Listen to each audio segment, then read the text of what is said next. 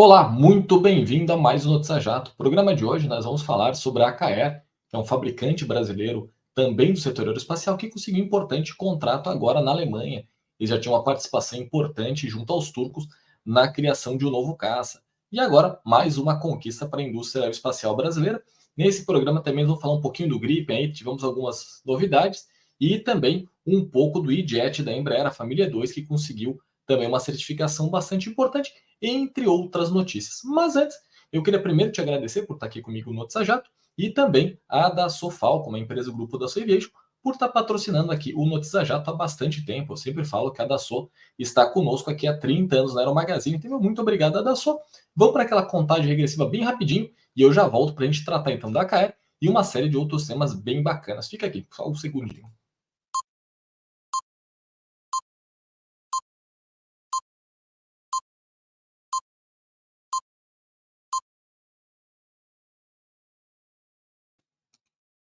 Bom, então vamos falar dessa notícia, como eu disse, é bem interessante, tem tudo a ver com a indústria aeroespacial brasileira. A Caer, como eu comentei, é um fabricante e uma empresa especializada em diversas soluções para a indústria aeroespacial no Brasil. Isso é até interessante a gente ressaltar, porque muitas vezes se fala em indústria aeroespacial ou indústria de aviação, para ser mais simplificado, sempre se remete à Embraer, como se fosse apenas ela. Na verdade, o Brasil tem uma indústria instalada bastante interessante, não é tão grande, evidentemente, como se tem na França, nos Estados Unidos, em outros países, mas é sim uma indústria muito relevante do ponto de vista tecnológico e também, claro, a Embraer aí, da questão também comercial, até na balança brasileira, ela sempre teve um impacto.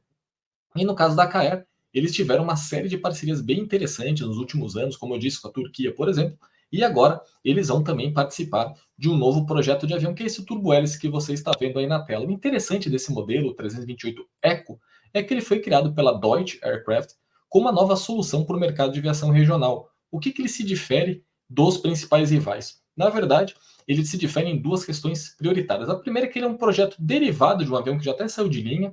Quando esse projeto básico surgiu, ele era feito pela Fairchild e pela Dornier. A Dornier é uma empresa alemã, mas esse conglomerado, essa fusão de duas empresas, acabou encerrando as atividades entre 2001 e 2006. Foi um processo um pouquinho longo ali até ela ser desfeita, mas o projeto básico do avião, por muitas vezes, tentou ser retomado, já que era uma fuselagem relativamente simples, uma asa alta, um motor ali turbo-hélice avançado, mas aconteceu que o mercado mudou bastante desde que ele foi lançado e depois da empresa decretar falência. E a Deutsche Aircraft acabou optando que dava para aproveitar alguns momentos interessantes dele. Por exemplo, a fuselagem, uma parte da asa, alguns sistemas que já existiam se facilitaria para criar um avião da nova geração. Por isso que eu disse que ele dividiu em duas partes. Você tem o legado, que é esse projeto básico, e agora a segunda fase, que é criar um avião que atenda principalmente às novas questões de tecnologia. A gente já falou bastante aqui no canal, a Embraer há bastante tempo também tem pensado em um novo turbo-hélice, mas ele até hoje não saiu porque ninguém sabe que combustível, que motor vai ser utilizado daqui para frente. E a Deutsche,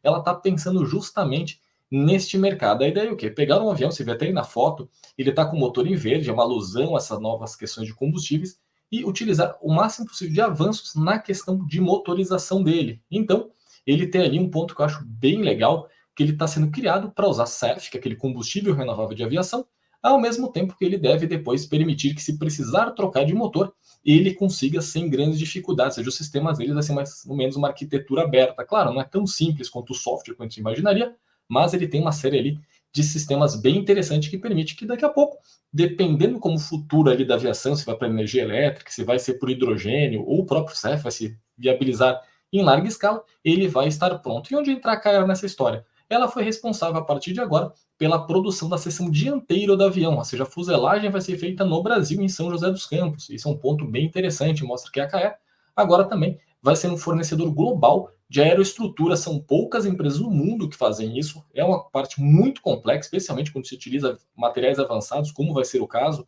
do 328 Eco. Então a ideia, até o parênteses aqui de continuar, eco aqui é de ECO mesmo, de ecologia, tá? Não de eco da letra E no alfabeto fonético, fechando parênteses. E como eu disse, uma das partes aqui é legal é que coloca o Brasil nessa parte de aeroestruturas, é algo muito complexo, tem poucas empresas no mundo, e a parte que mais me chamou a atenção é que isso daí também agora vai ter que envolver uma logística para exportar. Então o Brasil está dando um passo muito à frente de apenas produzir uma fuselagem, ou seja, tem que fazer uma indústria robusta, tem uma parte ali de tecnologias de ponta que vão estar envolvidas e também toda uma logística para tirar essa seção lá de São José dos Campos e levar até a Alemanha para a produção final do avião. Ou seja, é bem legal que o Brasil está dando um passo além, como eu disse, não é só a Embraer, não é só outros pequenos fabricantes, tem bastante coisa acontecendo e é um ponto legal para destacar. E parabéns pela Acaero para esse grande destaque também. Já que eu falei de Embraer, também é legal citar mais uma notícia importante deles. Há bastante tempo, muita gente tem perguntado aqui na Aero Magazine qual a chance de um dia a Embraer disputar com a Boeing e Airbus. Eu sempre destaco aqui que disputar os mercados que Airbus e Boeing estão hoje, principalmente a família 737 ou a 320, é muito difícil para o Brasil. O motivo não que a Embraer não tem capacidade, pelo contrário, ela tem. O problema é falta de dinheiro. Para você ter uma ideia, para desenvolver um avião na classe de um 737, uma 320, os gastos estimados por uma empresa como Boeing e Airbus é na ordem de 10 bilhões de dólares. É mais do que o dobro do valor de mercado da própria Embraer.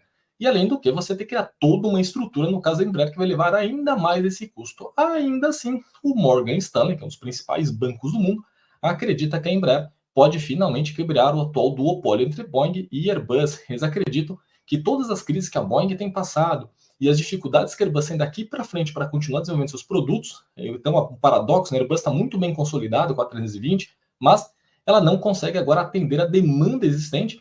Primeiro, pela questão aí que desde 2020 tem uma quebra da cadeia logística e da cadeia industrial, mas também porque ela não tem mais como produzir aviões, ela não consegue ampliar sua linha de produção no médio e longo prazo, ela precisa no médio prazo, precisa de um longo prazo para ela conseguir fazer essa mudança, né, criar uma nova linha e começar a colocar ali novos aviões. Isso daí também tem um problema bastante sério, porque se você abre uma nova linha de produção e acontece qualquer coisa no futuro que você não tenha controle, você fez um investimento bilionário e acabou ali perdendo dinheiro. Mas se tivesse feito uma linha de produção nova em 2019 e tivesse vindo 2020, a situação era bem delicada, então é uma conta muito difícil. Eu preciso ampliar minha linha de produção, mas eu não tenho ali a segurança que isso vai funcionar tão rápido. Então é uma situação delicada para a Airbus, ou seja, o sucesso acaba também cobrando um pouco mais do que às vezes o fabricante gostaria. E esse relatório do Morgan Stanley aponta que a Embraer está mais bem preparada agora para tomar pelo menos alguns mercados ali existentes, ou seja, eles acreditam que a Embraer pode sim no futuro se tornar uma empresa cada vez maior e muito bem consolidada.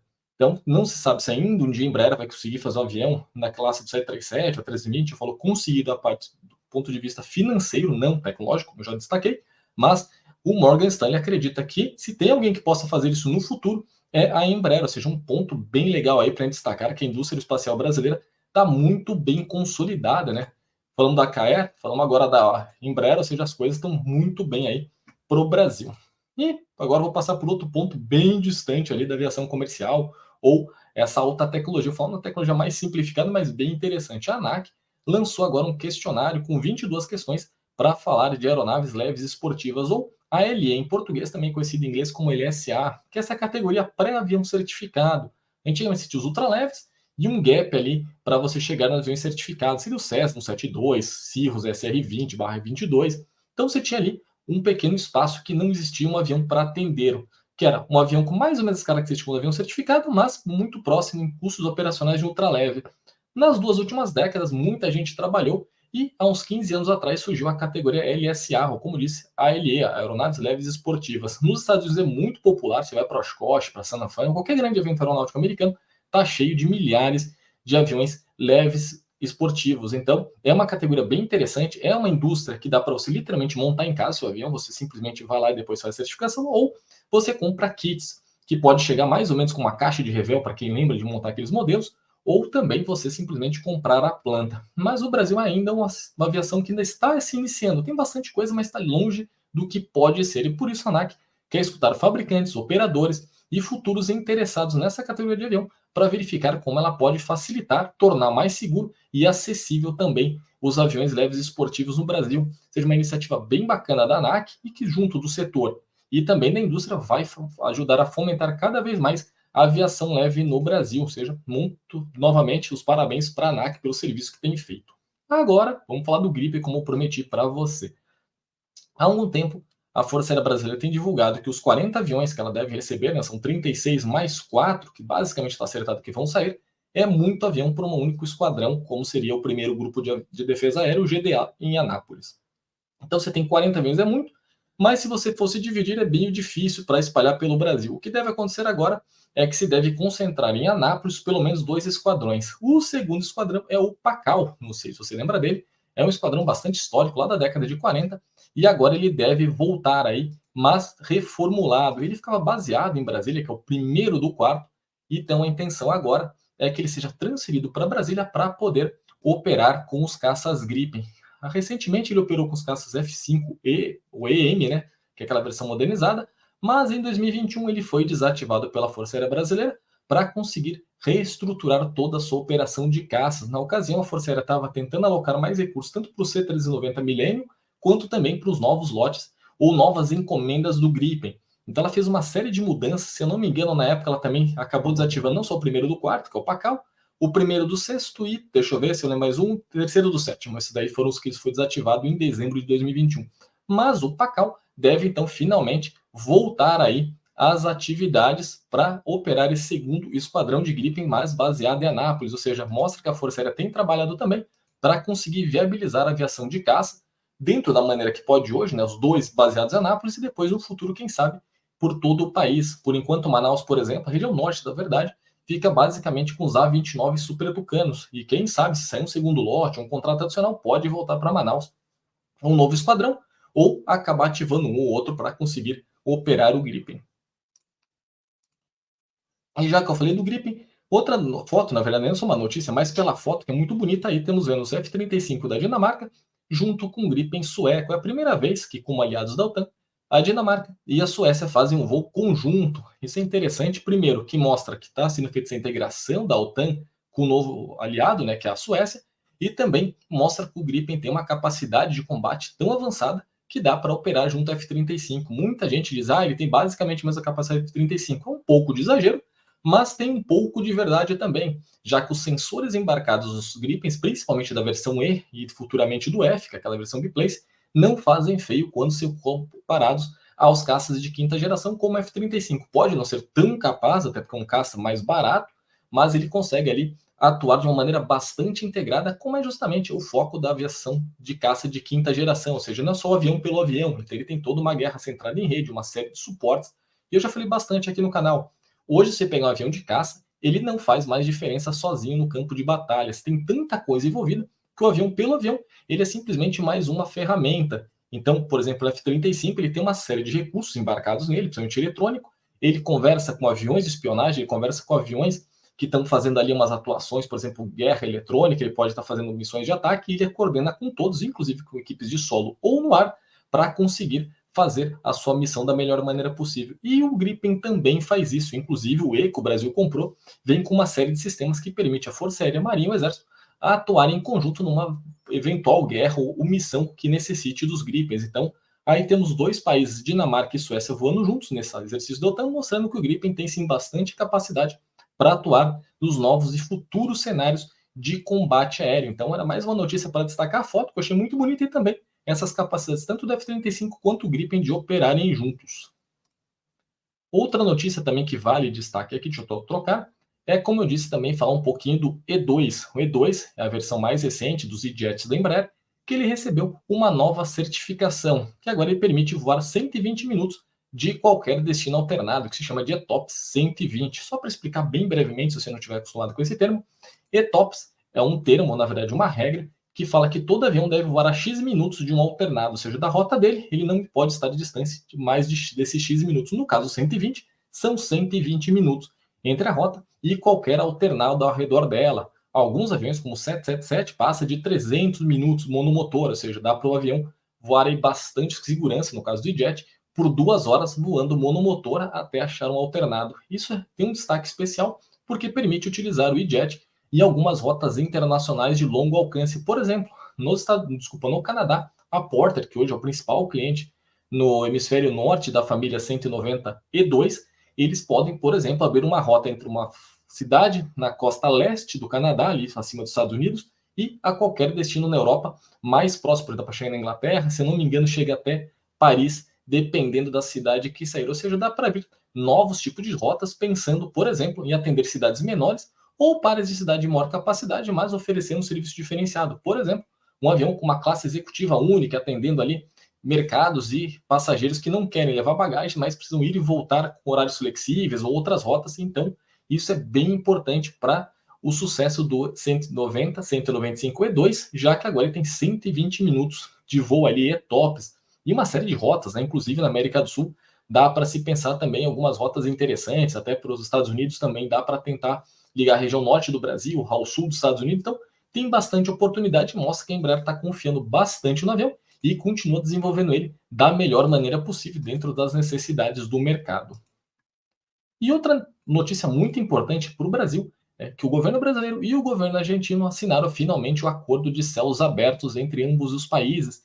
Isso é uma demanda antiga, que não é nova, faz mais ou menos uns 15 anos que se discute isso, mas finalmente conseguiram achar um senso comum. O que significa céus abertos? A partir de agora, as empresas aéreas do Brasil e as empresas aéreas da Argentina podem voar para os destinos que elas quiserem em ambos os países e com o número de frequências que tiverem capacidade e intenção de oferecer. Até então, todas as rotas entre os dois países dependiam de uma série de regulamentações. Por exemplo, havia um limite máximo de 170 voos semanais entre as empresas brasileiras e argentinas para voar entre ambos os países. Isso agora não vai mais existir. Então, se quiser voar 200 vezes por semana, 300 vezes, não existe mais limite. E também as cidades que podem ser ligadas, ou seja, é o livre mercado conseguindo oferecer mais capacidade dentro de regras evidentemente estabelecidas. Os dois países vão manter a segurança, toda a questão aí de fiscalização e tudo mais, mas mostra que o mercado também consegue oferecer mais destinos com preços mais competitivos. Claro, a questão pessoal, vai baixar o preço ou não vai, depende muito do que vai acontecer na economia dos dois países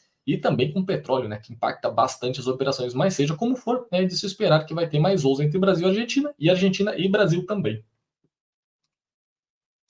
E agora, uma outra notícia também importante aqui destacar, que eu recebi muito comentário, é que saiu num jornal, não lembro qual agora de cabeça, também não vale a pena citá-lo, é que existia ali que a Latam estaria comprando a Passaredo ou Voipaz, como você preferir. O que nós recebemos oficialmente da Latam é que não existe o menor estudo, não existe a menor tratativa para comprar a Passaredo. Eles não explicaram exatamente. Tem um pedido no CAD, que é o Conselho de Defesa Econômica do Brasil, entre as duas empresas, mas é provável que seja por uma parceria ali de tentar um cold share, mas não exatamente uma compra. Pelo menos por enquanto, a Latam nega que esteja comprando a Voipass e também nenhum tipo de acordo está sendo analisado. Eles simplesmente falaram, não existe nada desse tipo acontecendo, pelo menos oficialmente. Eu achei legal trazer aqui para dar uma resposta para muita gente que tem nos perguntado sobre esse assunto. Antes de trocar de notícia, fazer aqui um anúncio bem rapidinho. Nós estreamos na semana passada o nosso podcast, ou seja, agora era o Magazine tem tanto canal quanto também os podcasts. Tá nas principais plataformas. Eu coloquei aqui da Apple, porque estava mais fácil, já estava logado no computador, mas nós estamos presentes no Spotify, na Apple, estamos também no Google e na Amazon. Então, qualquer um desses você consegue ver os nossos programas. Estamos na segunda entrevista, vai ser um programa com entrevista, curiosidades, um pouco de notícias, mas por enquanto nós entrevistamos a Bruna Assunção, que é diretora superintendente da Líder Aviação, que foi a nossa estreia, e agora também o José Ricardo Botelho, que é o CEO da Alta, foi ex-presidente da ANAC também, que fala da hiperjudicialização da aviação no Brasil e todos os desafios que a aviação comercial brasileira oferece. Então dá uma olhada lá, e se você gostar, não esquece de se inscrever no canal respectivo, seja no Spotify, Apple, Google, Amazon, o que for. E sempre dá nos apoio, por favor, agradeço de verdade. E agora uma outra notícia aí bem complicada. Recentemente, um ex-funcionário da Boeing foi encontrado morto. O curioso é que ele, o John Barnett, tinha feito uma denúncia formal contra a Boeing para mostrar que tinha uma série de falhas de qualidade na linha de produção do 787 Dreamliner. Lembrando, o John Barnett, ele participou inclusive do seriado da Netflix, aquele que mostra todos os problemas da Boeing ali, fazendo uma série de acusações bastante graves. Mas é curioso que a morte dele aconteceu logo na sequência que ele fez então um depoimento formal à justiça americana mostrando uma série de problemas que teriam acontecido ou estariam acontecendo ainda na Boeing. Eles estariam acontecendo porque ele pediu demissão em 2017. Embora tivesse bastante documento, não dá para falar que isso aconteceu. Mas acontece que ele foi encontrado morto dentro do caminhão dele, ele havia trocado de profissão, dentro de um hotel. Então ele parou o caminhão no estacionamento e supostamente tirou a própria vida. A polícia não diz se foi realmente suicídio ou não, mas sabe-se apenas que foi um ferimento que matou. Tá bem assim, difícil de ler ali o comunicado da polícia, porque é muito amplo e muito vago. Tá ali escrito tem mais ou menos ferimento auto-infligido, mas não falam como e nem se foi realmente o que levou à morte. Só diz que tinha esse ferimento sem detalhar muita coisa. Seja como for, ele fez uma série de danos contra a Boeing e acabou se encontrando morto dias depois dele fez esse depoimento e que abriu uma série de teorias de conspiração nos Estados Unidos. E para nós finalizarmos, uma notícia também interessante, já que eu falei um pouquinho de F-35 um pouco mais cedo, é que a Honeywell está fazendo uma série de projetos junto ao Pentágono, junto à Lockheed, para aumentar as capacidades do F-35. Tanto que eles lançaram agora um novo sistema de gerenciamento térmico e de energia para o F-35. Na verdade, já eram fornecedores desse sistema, mas eles conseguiram ampliar a capacidade, saiu de 35 kW para 80 kW. Qual a importância disso? Primeiro, é um sistema que tem uma gestão energética muito melhor e também térmica, ou seja, ele consegue tirar ali a geração térmica de uma maneira mais eficiente. Lembrando, aviões como F-35, o próprio 787 que eu acabei de citar, tem uma demanda enorme de energia elétrica e você tem que fazer tanto a geração dessa energia, quanto também dissipar o calor gerado. Se um avião ou ele precisa de muito espaço para não pegar fogo, ele pega fogo, como já aconteceu em casos do passado, não com F-35, mas em outros aviões. E agora a Honeywell conseguiu pegar o mesmo sistema que já existia e aperfeiçoá-lo para aumentar de 32 para até 80 kW, ou seja, mais do que o dobro. E a intenção do Pentágono é que esse novo sistema permite integrar novos sistemas embarcados, sistemas eletrônicos, sistema de armas e até uma nova aviônica de última geração, que tem esse apetite enorme por energia elétrica. Então, mostra que o programa F-35 continua andando, e o Pentágono e os principais fornecedores também estão tentando achar aí uma questão de resolver com o que já existe os futuros problemas. Não adianta criar um sistema completamente novo, que vai ficar muito mais caro e vai ter que redesenhar dependendo do que for ali um espaço no caça e mudar a fuselagem, principalmente se num caça furtivo, é bem complicado. E a Honeywell conseguiu no mesmo espaço, no mesmo módulo, aumentar a capacidade de geração e também de dissipação térmica. Então as coisas estão andando bastante para o F-35 também. Bom, esse era o nosso programa de hoje. Espero que você tenha gostado. Se você gostou, não esqueça de deixar seu like, aproveite, dá uma olhada depois no nosso podcast e se inscrever aqui no canal se por um acaso você não for inscrito. Um forte abraço e até mais. Tchau, tchau.